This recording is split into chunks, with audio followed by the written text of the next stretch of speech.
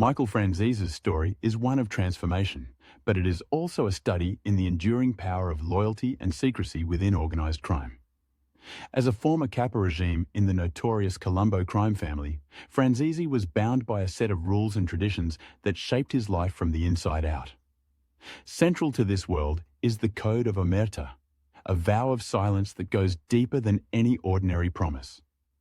For Franzese and countless others who were initiated into the Mafia's inner circle, Omerta is not simply about keeping secrets, it is about upholding an unbreakable bond of loyalty, one that persists even after leaving the life behind.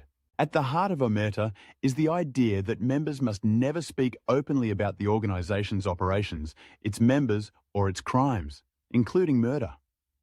To discuss such matters is not only a betrayal of trust, but a violation that could have life or death consequences.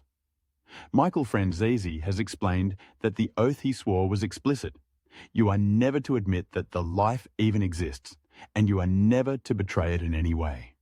This code is what has allowed the Mafia to endure for generations, making it exceedingly difficult for law enforcement to penetrate the organization's shadowy world.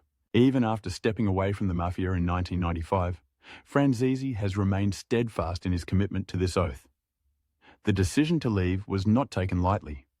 Exiting the Mafia is fraught with danger, and Franzese faced not just the threat of prison, but also real and credible threats to his life. Contracts were allegedly placed on his head, and, according to reports, some of these threats were even sanctioned by his own father, John "Sonny" Franzese.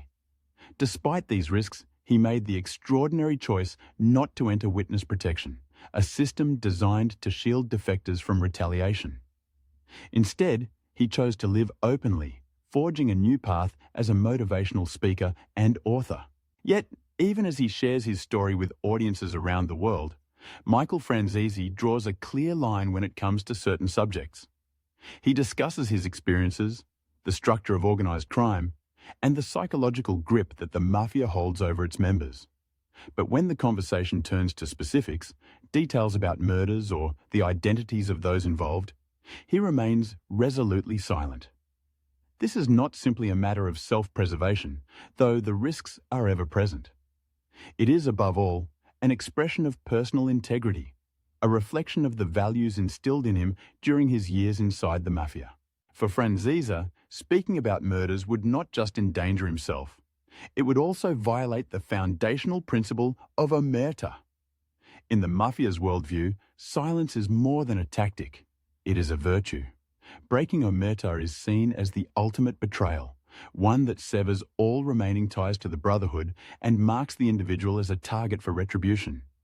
Even in his new life, where he advocates for change and redemption, Franzese honors the boundaries set by his former world. His approach has made him a unique figure in the public eye. He offers rare insights into the inner workings of organized crime, but always within the limits of what Omerta allows. This balance between openness and discretion is what makes his perspective both compelling and credible. Michael Franzese's silence on Mafia murders is not an evasion. It is a conscious choice rooted in loyalty, shaped by experience, and maintained out of respect for the code that once governed his life. In doing so, he illustrates the enduring power of Omerta and the complex legacy of a life lived in the shadows.